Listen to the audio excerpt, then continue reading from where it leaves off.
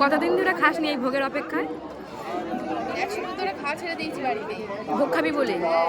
আচ্ছা, সেই সেই লেভেলের ভোগ হয়েছে। ঠাকুরের কৃপা। সবই থাকে। বল, তুই তো 1 মাস ধরে মানে না খেয়েছিলি।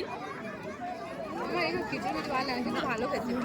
হ্যাঁ, মায়ের ভোগ নিরামিষ ভাত। বলো, তুমি কি বলছো? আমাদের বাড়ির গেস্ট এই যে, হ্যাঁ কেমন ভোগটা? কেমন? অমৃত। Good review. বলো কেমন কেমন? বরাবরই খিচুড়ি ফেভারিট। তারপর আজকে মায়ের ভোগটা জাস্ট অসাধারণ হয়েছে। মানে অপূর্ব। এই ভোগ মিস করার নেই, ভাষাই নেই, সত্যি বলার ভাষা নেই। মানে মায়ের আশীর্বাদ ছাড়া এটা সম্ভব নয়। আর আমাদের মা বারবার প্রমাণ করে দিচ্ছে যে আমাদের মা খুবই জাগ্রত।